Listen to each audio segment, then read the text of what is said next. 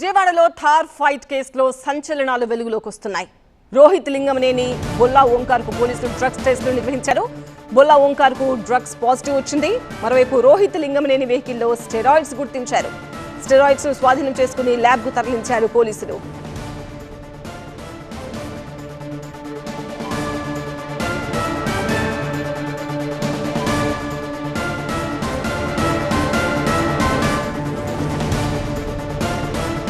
నిన్న రాత్రి థార్ జీప్లతో ఢీకొట్టుకున్నారు ఇద్దరు యువకులు. అమ్మాయి విషయంలో గొడవే ఇద్దరు రోడ్డు ఎక్కడానికి కారణంగా తెలుస్తోంది.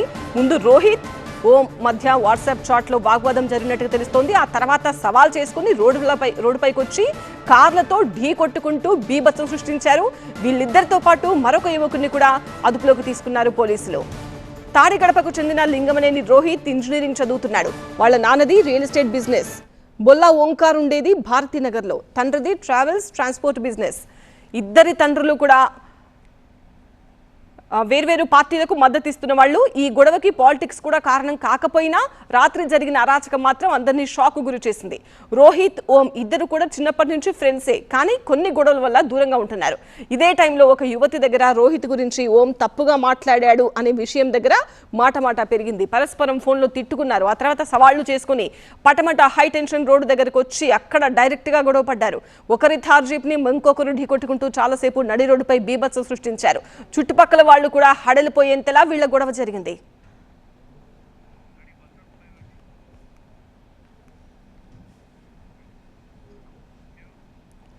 ఈ గొడవకు సంబంధించిన లేటెస్ట్ అప్డేట్స్ మా ప్రతినిధి వసంత్తో మాట్లాడి తెలుసుకుందాం. వసంత్, అసలు ఎవరి రోహిత్ లింగమనేని, ఎవరి ఓంకార్, వీళ్ళిద్దరి గొడవ రోడ్డు మీదకి వచ్చి ఇంతలా కార్లతో ఢీకొట్టుకుంటే మిగతా వాళ్ళకి, రోడ్డు పైన వెళ్తున్న వాళ్ళకి ఎంత ప్రాణ నష్టం జరుగుతుంది? పోలీసులు ఈ కేసులో ఎంత సీరియస్గా ఉన్నారు?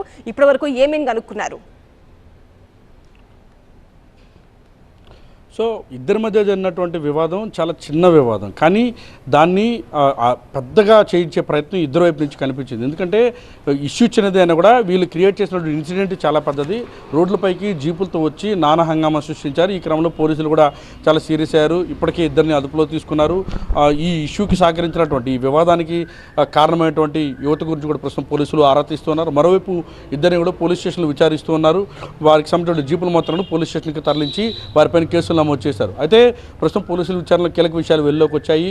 ప్రస్తుతం ఎవరైతే బొల్లా ఓంకార్ అలియాస్ ఓం ఉన్నారో అతనికి సంబంధించినటువంటి ఇద్దరికీ కూడా, అంటే బొల్లా ఓంకార్ కావచ్చు, లింగమనేని రోహిత్ ఇద్దరికీ కూడా డ్రగ్ ర్యాపిడ్ టెస్టులు చేశారు. అయితే ఓంకార్ అలియాస్ ఓంకి ప్రస్తుతం డ్రగ్ పాజిటివ్గా వచ్చింది. అయితే ర్యాపిడ్ టెస్ట్ కిస్ట్లో ప్రస్తుతం పాజిటివ్ రావడంతో మరికొన్ని శాంపిల్స్ కూడా తీసేందుకైతే పోలీసులు సిద్ధమవుతారు. ఇక మరోవైపు రోహిత్ లింగమనేని ఎవరైతే ఉన్నారో ఇతనికి సంబంధించి కూడా నిన్న ఇన్సిడెంట్లో ఇన్వాల్వ్ అయినటువంటి క్రమంలో జీప్లో కూడా కొన్ని స్టెరాయిడ్స్ స్వాధీనం చేసుకున్నారు. అయితే ఆ స్టెరాయిడ్స్ ఎందుకు వాడతారనే కోణంలో కూడా ప్రస్తుతం పోలీసులు దర్యాప్తు చేస్తున్నారు. ఇప్పటికే మెడికల్ డిపార్ట్మెంట్కి సంబంధించి ఈ స్టెరాయిడ్స్ మొత్తాన్ని కూడా హ్యాండ్ ఓవర్ చేసి వాటిని ల్యాబ్కు తరలించారు. ఇద్దరికి సంబంధించినటువంటి వ్యవహారం పైన దర్యాప్తు చేస్తున్నారు.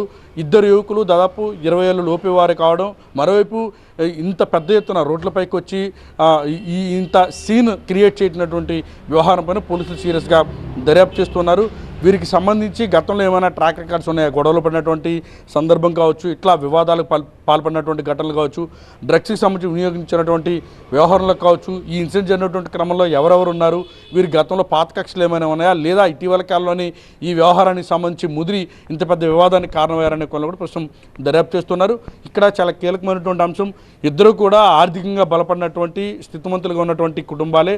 సో ఇద్దరు కూడా బాధ్యత లేకుండా రోడ్లపైకి వాహనాలతో వచ్చి ఇంత న్యూసెన్స్ క్రియేట్ చేసినటువంటి అంశాన్ని ప్రస్తుతం సీరియస్గా తీసుకున్నారు. ఎన్టీఆర్ జిల్లా సిపి ఎస్వి రాజశేఖర్ బాబు కూడా స్వయంగా ఈ కేసును పర్యవేక్షిస్తూ ఉన్నారు.